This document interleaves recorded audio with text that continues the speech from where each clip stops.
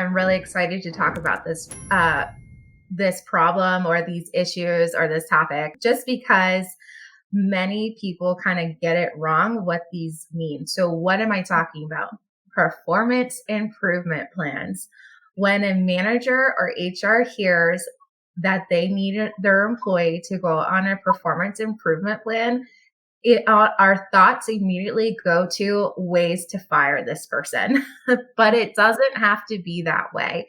And when you partner with organizations like Jumpstart, we really put people first. And I love helping employees and managers to help their staff to become the best versions of themselves. And that's what an improvement plan can be. So here at Jumpstart, we call them plans for success instead of improvement plans, because we want to identify a way for employees to achieve and meet or exceed those expectations you have out for them. Not every employee is going to understand what to do in their day-to-day job. And sometimes they need a little bit extra help on how to do their job.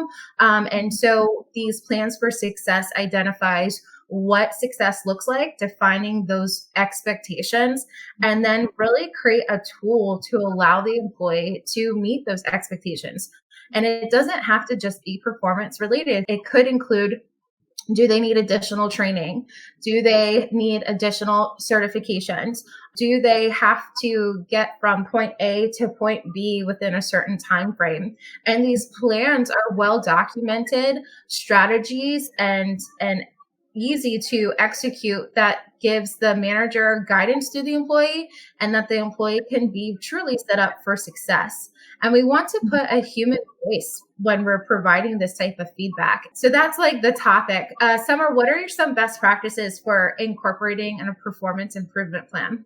Well, I love that you selected this topic to talk about, because I feel like it is truly one of the most common trainings that we do with our clients, and really one of the most frequently discussed. And, when you think about small businesses, growing from maybe just a few employees to then hiring their staff that are kind of outside of their initial network of friends and known individuals, there starts to become a transformation in terms of how people and their performance are managed. And unfortunately, I feel like they're too often just left on autopilot. And that's when we typically get involved. I mean, Maria, how often have you heard, oh my gosh, this employee, they're so terrible, we just need to fire them? So often, Sommer. And I look up because it is so often. And sometimes it's not that they're awful. They just need additional help. But the manager has let this go on for so long that they're just at their end's wits and super frustrated. And then that's when we get a call of holding the brakes, of firing somebody, and dive deep into the root of cause. Wait, Maria, did you just say that HR is often the one that says, hold on, wait, we're not going to fire somebody? I did. Absolutely. So surprise if you're listening, HR is not typically the one wanting to fire an employee. In fact, we are the ones who are advocating these plans for success. So please know that if you've had a prior poor experience with an HR team, please know that we truly are genuinely here to help and help with these success. And getting back to your question, Maria, about some best practices and how we see this play out with our clients, when we hear that an employee is underperforming and they just want to fire them, that's usually when, as you mentioned, we're putting on the brakes and just saying, okay, well, let's wait a minute. What conversations have previously occurred to let this employee know that they're underperforming, and have they been given opportunities to improve? And more often than not, that answer is no. And so that's where we start to develop these plans, and we let the managers know that,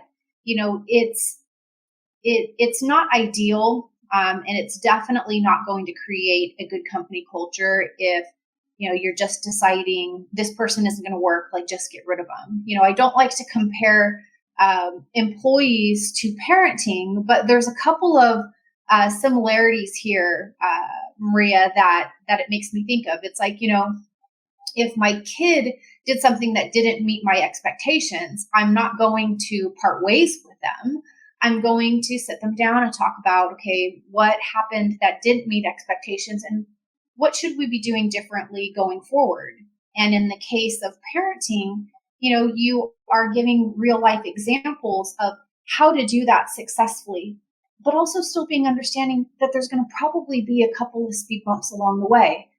And when I think about creating PIPs, it should be very similar. You want to let your team members know expectations are and precisely where they're falling short. You need to provide them examples of what success looks like. And if they're missing tools or they need retraining, you need to have the conversations and identify exactly what's going to be necessary to give this individual the greatest chance at success. We also recommend that you have check-ins with this individual to monitor the progress so that you don't get to the end of the PIP and say, okay, we're done, didn't work, see you later, we went through this process. It should be no surprise. So, Maria, when we talk about PIPs that ultimately do end in termination, employees should have a really good sense at that point in time what the outcome is going to be. Would you agree? Absolutely. Absolutely. It kind of reminds like the plan of success will also help the employee make a realization that maybe that job's not for them. Remember a good story of a friend who always wanted to be a snowboarder, and then she became the realization that it probably wasn't going to happen. And it's very similar with performance. So, employees sometimes maybe are not the right fit for that particular job. And I think the best outcome is either they successfully complete the plan, change has been made, but the alternative is them recognizing, you know what, this might not be the best job for me. And I appreciate the time that you took to try to get me there.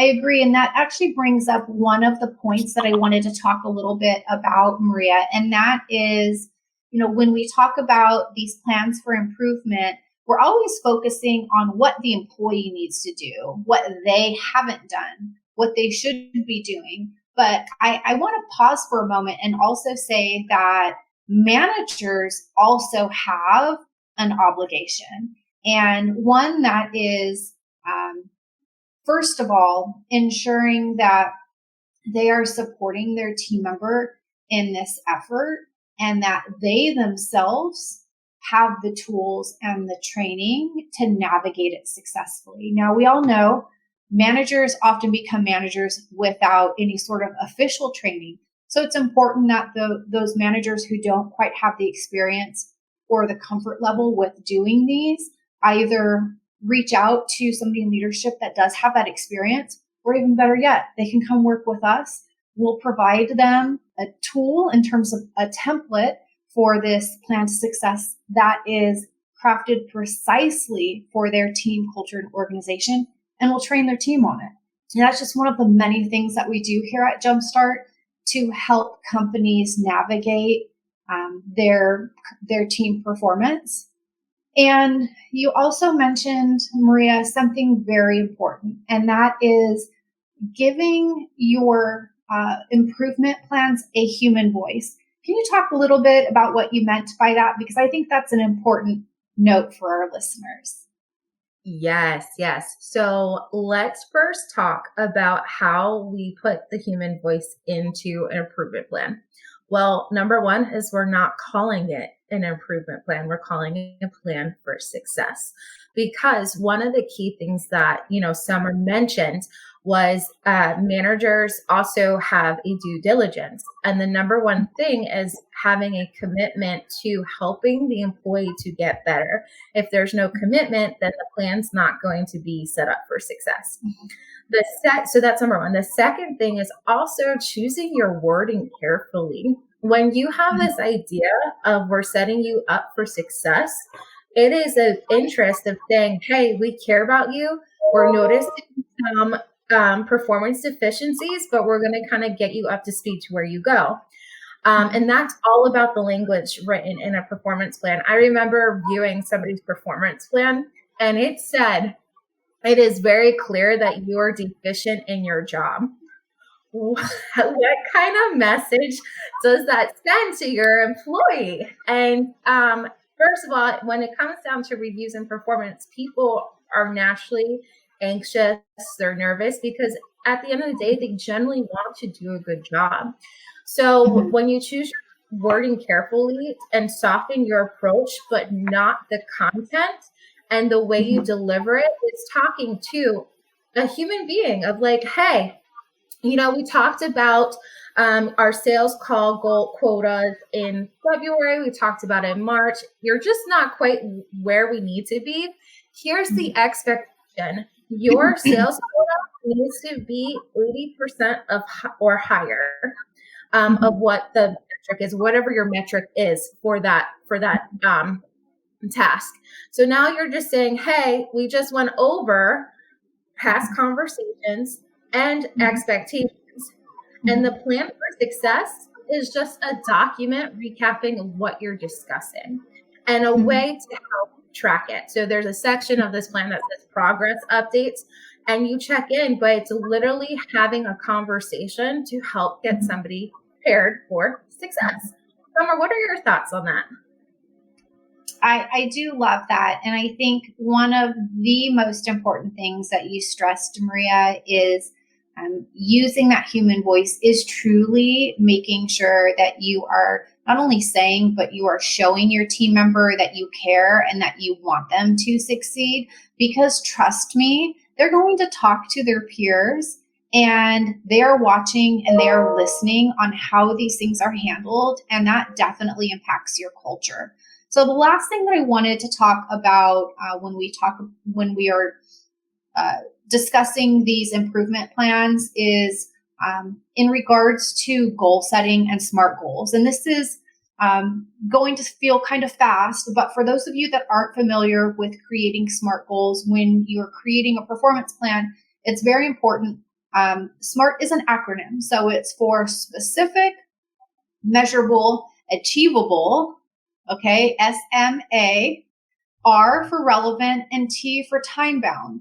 And if you use SMART goals for writing your improvement plans, it's going to be very precise and it's going to actually help identify whether there was actual improvement or wasn't actual improvement.